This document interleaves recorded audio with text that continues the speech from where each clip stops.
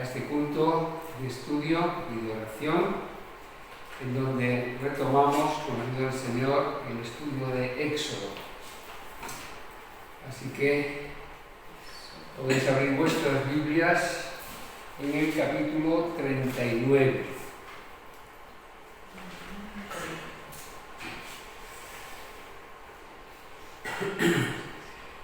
Vamos a orar. Padre amado, te damos gracias, Señor, por este tiempo que tú nos regalas para abrir tu palabra y disfrutarla. También te damos gracias, Señor, por este lugar que nos das en paz. Y te damos gracias, Señor, por el Espíritu Santo que nos guía a entender tu palabra. Pedimos tu bendición para esta tarde, Señor, tanto en el tiempo del estudio como en el tiempo de oración. Que tú estés guiándonos en todo momento para aquello que tú has dispuesto. Queremos darte por encima de todo la gloria y queremos darte por encima de todo las gracias, porque tú eres el guía y Señor de la Iglesia, eres nuestro guía, eres nuestro Rey.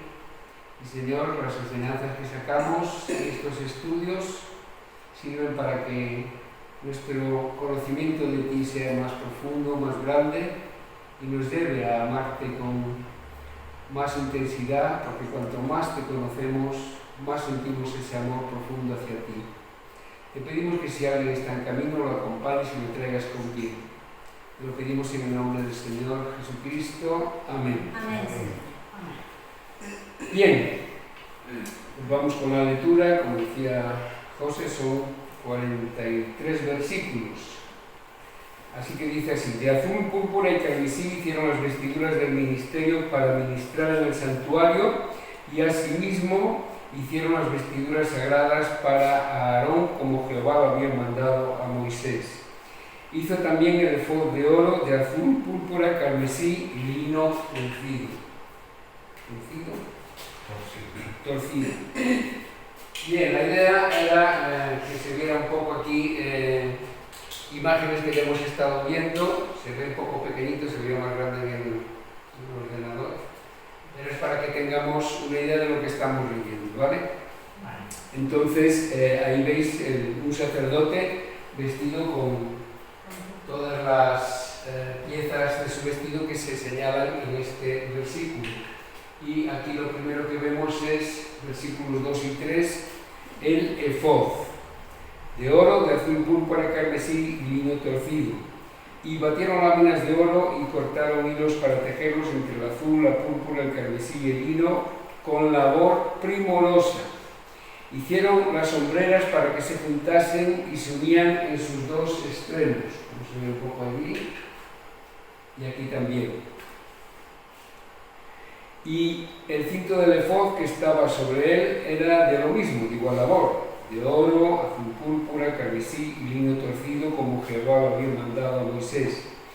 Y labraron las piedras de ónice montadas en enganches de oro con grabaduras de sello, con los nombres de los hijos de Israel. Esta es la idea, ¿no? Quiero aclarar que las imágenes que podamos traer son una aproximación, nunca es exacto, ¿no? Según el artista que las haya dibujado, hay algunas que varían un poquito, la interpretación, y creemos que es lo más adecuado, más adaptado al texto, pero no tiene por qué ser exacto. Y las puso sobre, versículo 7, las sombreras del efod, por piedras memoriales para los hijos de Israel, como Jehová lo había mandado a Moisés. Hizo también el pectoral de obra primorosa, como la obra del efod, de oro, azul púrpura, carmesí y lino torcido. Era cuadrado, doble. Hicieron el pectoral, su longitud era de un palmo, y de un palmo su anchura cuando era doblado. No sé si sabe aquí más del pectoral, sí, ahí está. Más o menos es lo mismo, ¿no? Piedras donde iban en el pectoral. Versículo 10. Y Engastaron en él 4 hileras de piedras. La primera hilera era un sardio, un topacio y un carboncio. Esta era la primera hilera. La segunda hilera una esmeralda, un zafiro y un diamante. La tercera hilera un jacinto, una ágata y una amatista. Y la cuarta hilera un berilo, un ónice y un jaspe, todas montadas e encajadas en engastes de oro. Y las piedras eran conforme a los nombres de los hijos de Israel, 12 según los nombres de ellos, como grabaduras de sello, cada una con su nombre según las 12 tribus. Hicieron también sobre el pectoral los cordones de forma de trenza de oro puro.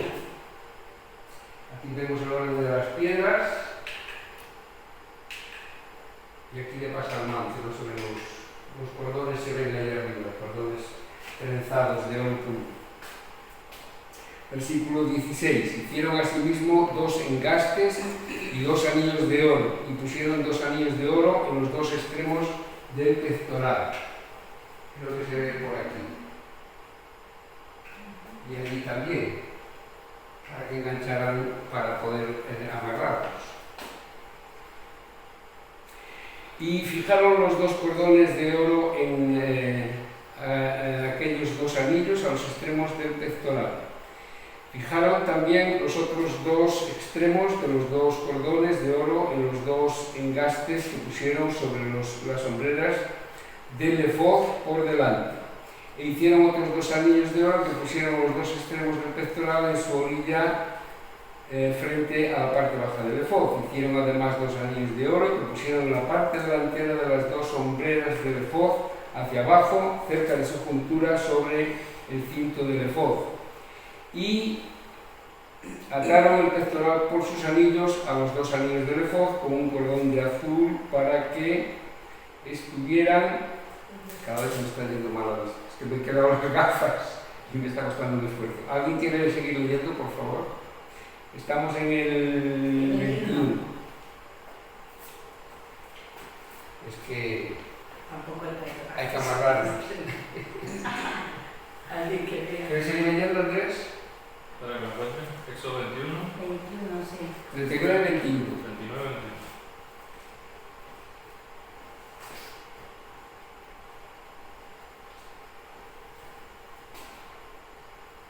Y ataron al pectoral por sus anillos a los anillos del efod con un cordón de azul para que estuvieran sobre el cinto del mismo efod y no se separase el pectoral del efod como Jehová lo había mandado a Moisés.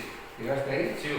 Sí. Hizo también el manto del efod de obra de tejedor, todo de azul, con su abertura en medio de él, como el cuello de un coselete, con un borde alrededor de la abertura, para que no se rompiese.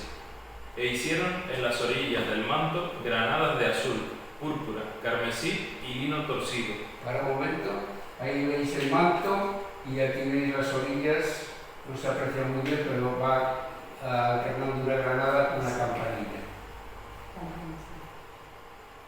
Hicieron también campanillas de oro puro, y pusieron campanillas entre las granadas en las orillas del manto, alrededor, entre las granadas. Una campanilla y una granada, otra campanilla y otra granada alrededor, en las orillas del manto, para ministrar, como Jehová lo mandó a Moisés. ¿Sigo? ¿Sí? Igualmente hicieron las túnicas de lino fino de obra de tejedor, para Aarón y para sus hijos. Asimismo, la mitra de lino fino, y los adornos de las tiaras de lino fino, y los calzoncillos de lino torcido. También el cinto de lino torcido, de azul, púrpura y carmesí, de obra de recamador, como Jehová lo mandó a Moisés. Hicieron asimismo la lámina de la diadema santa de oro puro, y escribieron en ella como grabado de sello, santidad a Jehová. Y pusieron en ella un cordón de azul para colocarla sobre la mitra por arriba, como Jehová lo había mandado a Moisés. Ahí veis cómo iba el cordón para sujetar la mitra.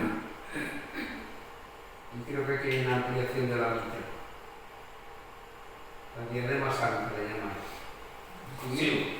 Así fue acabada toda la obra del tabernáculo de reunión.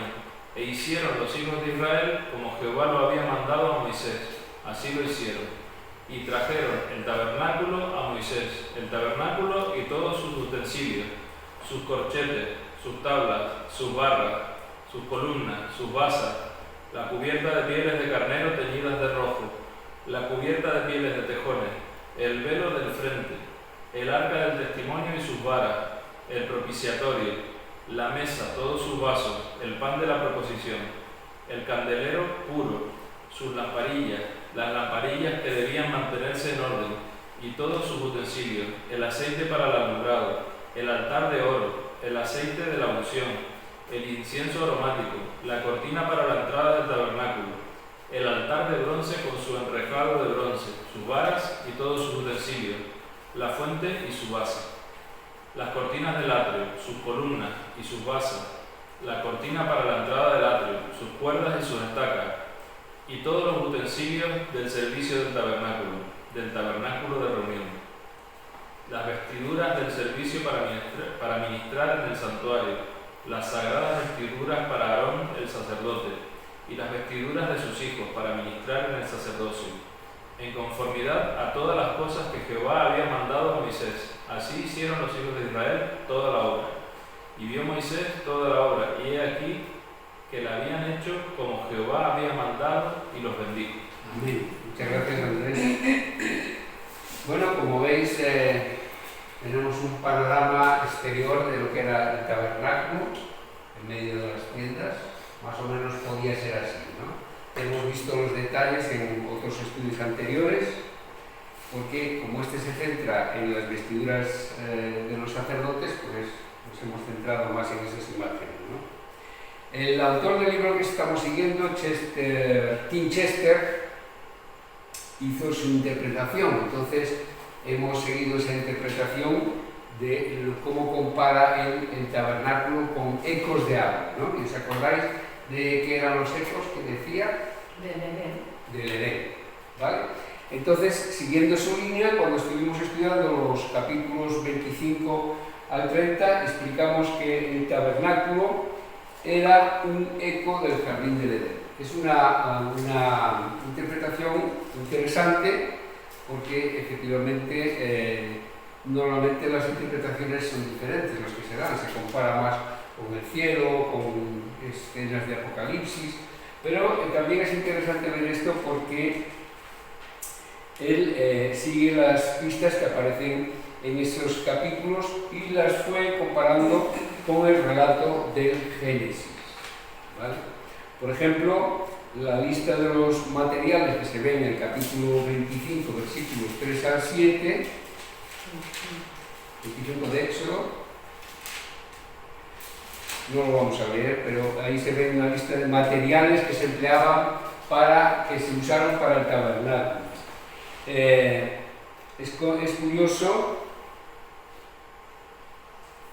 que empieza, esta es la ofrenda que tomaréis de ellos, oro, comienza por el oro, y termina con el ónice.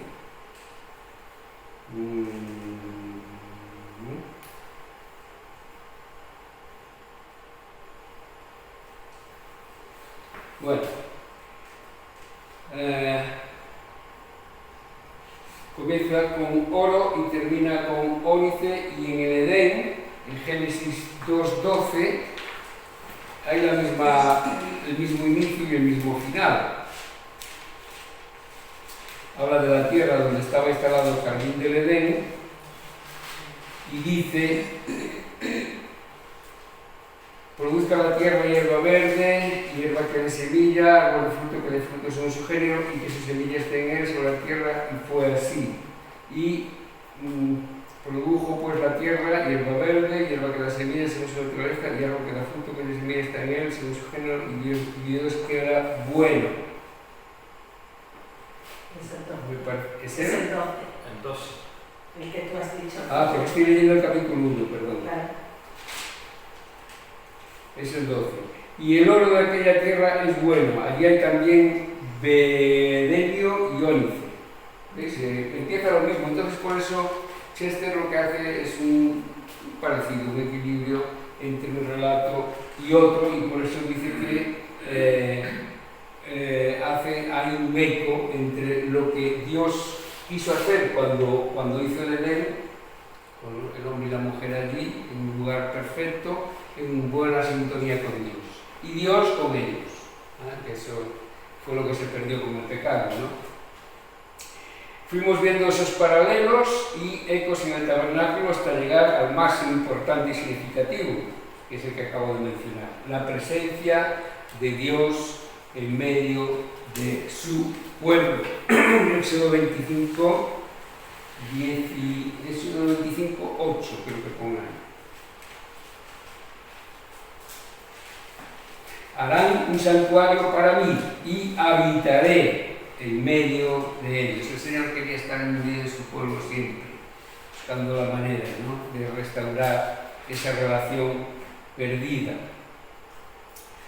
Al llegar al capítulo 31, Chester compara la construcción del tabernáculo con un eco de la creación del jardín de Edén. Por ejemplo, el relato del Génesis en 1:2 comienza con el Espíritu actuando, y aquí lo vemos preparando a personas para trabajar los materiales que iban a ser de obra primorosa, ¿no?, un gran trabajo.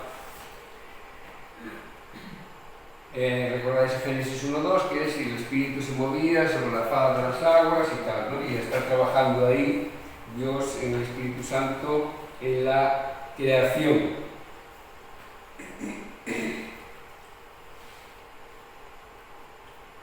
Y aquí no tengo las citas del Éxodo, pero sí habla de las personas que iba a preparar el Señor para que hicieran estos trabajos tan primorosos como esa diadema, como ese cuadrado con esas piedras, todo un trabajo primoroso, ¿no? Y todas esas personas, es curioso porque están inspiradas por el Espíritu Santo, ¿no?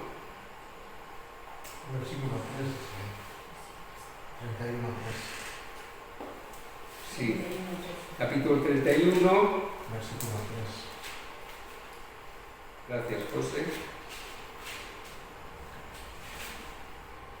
Y versículo 2: y lo he llenado del Espíritu de Dios en sabiduría y en inteligencia, en ciencia y en toda arte, para inventar diseños, para trabajar en oro, en plata y en bronce, y en artificio de piedra, etcétera, etcétera. O sea que no era un trabajo ahí, decir, cojo unos artesanos y tal, ¿no? El Señor, me encanta este relato porque el escritor del Éxodo,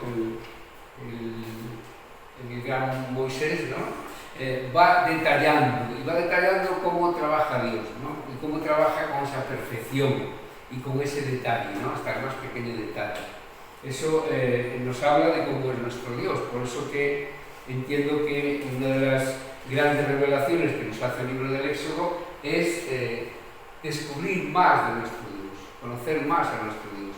Y en este caso una construcción que iba a estar en la tierra y que iba a estar en el medio del pueblo de la tierra, ¿no? Otro ejemplo es que el relato de la creación termina en Génesis 2:1-3, hablando o explicando el día del reposo. Día de reposo que también se menciona en Éxodo 31, desde el 12 al 18, si lo tengo bien.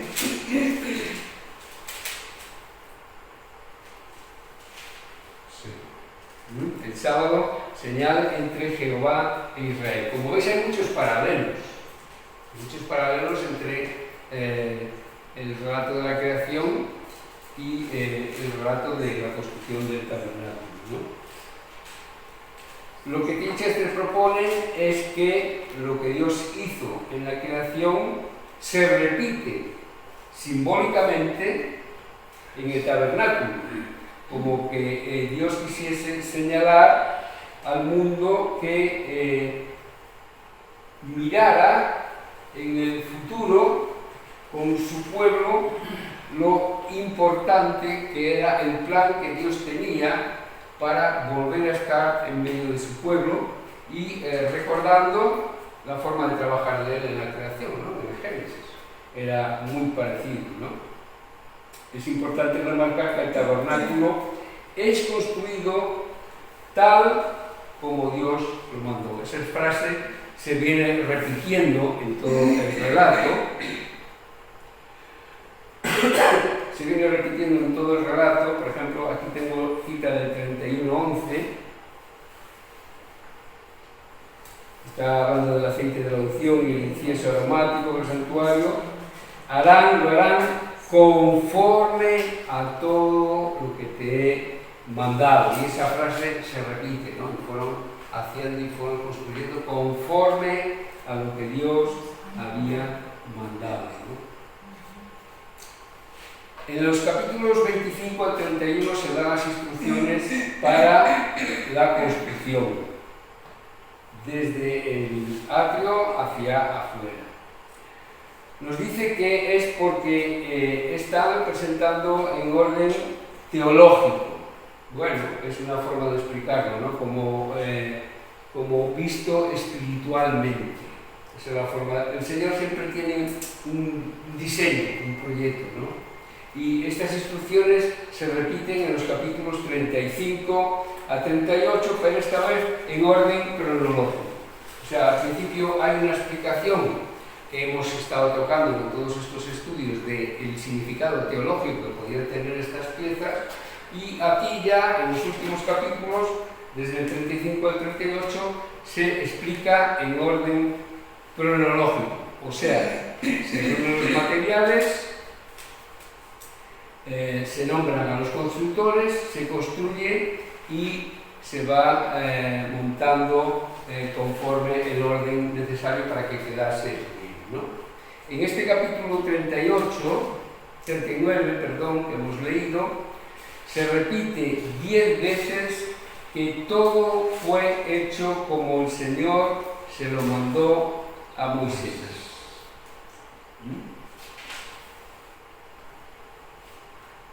Ya en el capítulo 1, en el versículo 1, como Jehová, termina el versículo, lo había mandado a Moisés. Incluso las vestiduras, ¿no? El detalle, como Jehová lo había mandado a Moisés. Entonces, para nosotros es también importante pensar la aplicación de que el domingo pasado hablábamos aquí de los mandamientos y de obedecer a los mandamientos. Bueno, pues es una aplicación para nosotros importante ver que cuando el pueblo obedeció para hacer aquello material, iba a estar allí en medio de ellos, conforme a las instrucciones que Dios les había mandado, para nosotros es importantísimo pensar la responsabilidad que tenemos delante del Señor de obedecer sus mandamientos conforme Él nos pide que lo hagamos. ¿Veis el paralelo un poco?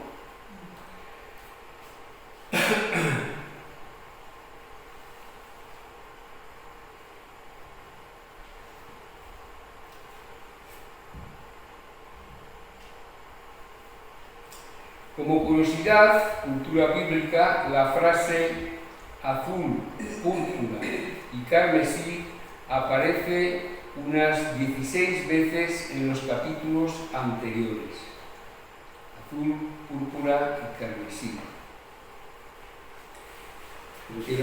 Del azul, púrpura y carmesí hicieron las vestiduras del ministerio para ministrar en el santuario.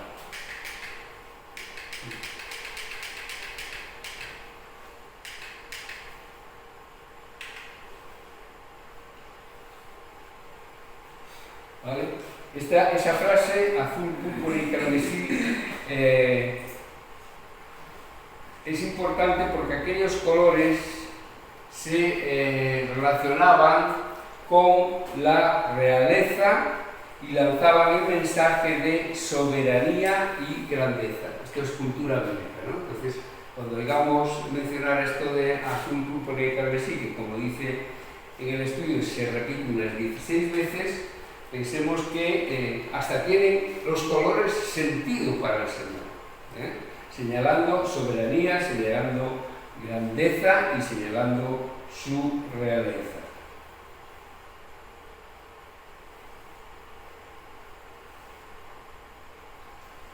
La construcción del efod, capítulo 39, versículos 2 al 7, es el cumplimiento de capítulo 28, versículos 6 al 14, lo que nos muestra que son textos exactamente paralelos, excepto por el cambio de mandamiento a descripción. Las únicas excepciones son las instrucciones sobre cómo se debe usar en lugar de cómo se debe hacer. ¿Vale? O sea que las explicaciones que hemos visto que dan al principio en orden teológico se cumplen después en la forma de construirlo. En el 28.6 pues nos anticipa ya lo que va a ser el efod, ¿no? Era el efod de oro, azul, púrpura, carmesí, lino torcido, de obra primorosa.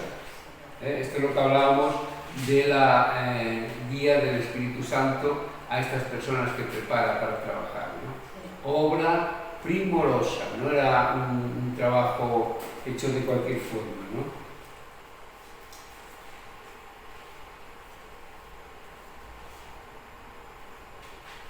La Reina Valera habla de la labor primorosa,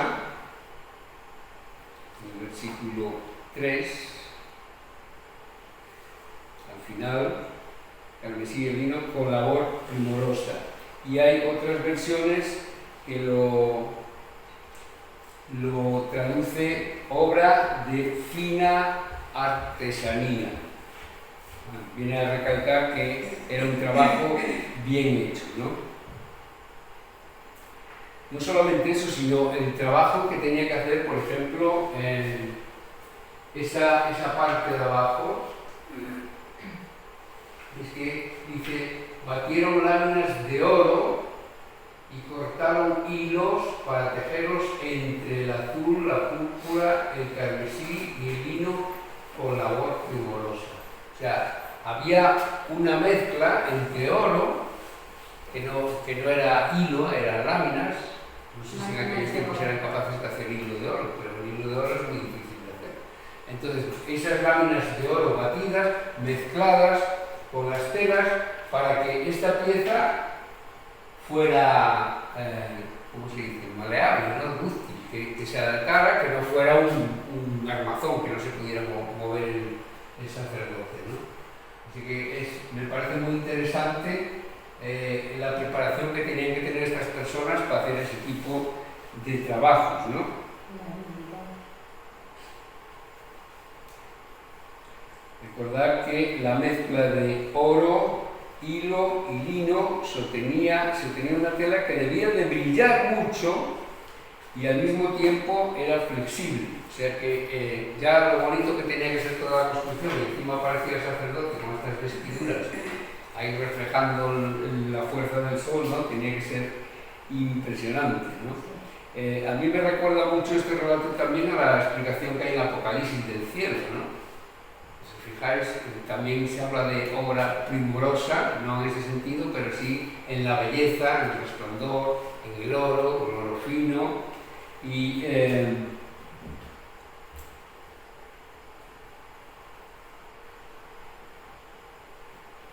como estos artesanos, guiados por Dios, en aquellos tiempos, también me habla de que la descripción de las personas antiguas no es tan exacta por los científicos, como dicen ahora, ¿no? Que hablan de que antiguamente no eran capaces de hacer cosas tan preciosas, ¿no? Estas personas, hace mucho tiempo, muchos siglos, conseguían hacer estas maravillas porque no eran animales más evolucionados, eran personas, y no solamente eso, sino eran personas inspiradas y guiadas por Dios, ¿no?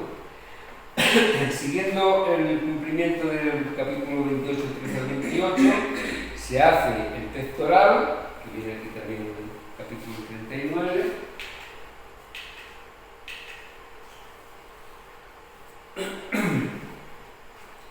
en el contexto de aquel capítulo 28 ya se explica el simbolismo del pectoral. Aquí se explica cómo se construye.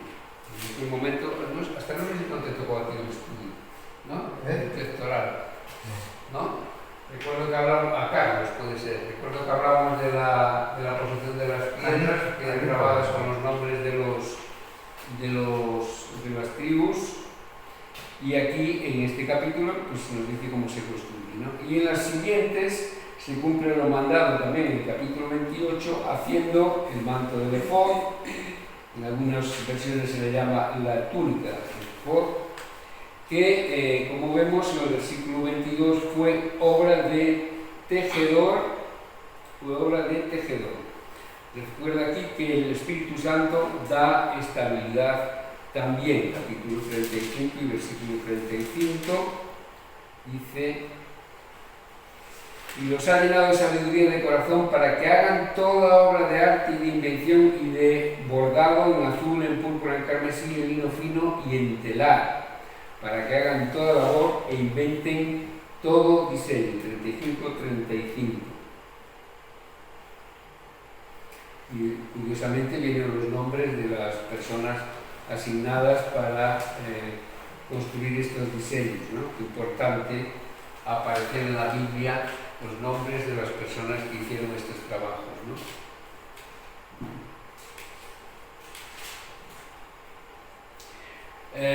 También como cultura bíblica decir que los usos y los motivos de los ropajes, así como lo de las campanillas y todo eso, se explica más ampliamente después en los libros de Levítico y Números.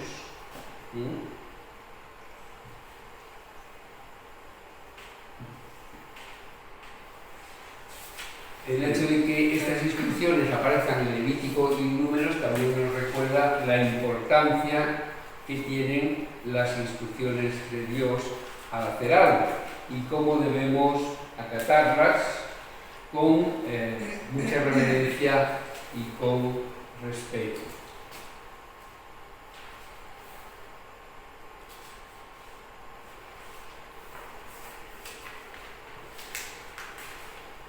Versículo 32. Así fue acabada toda la obra del tabernáculo de reunión.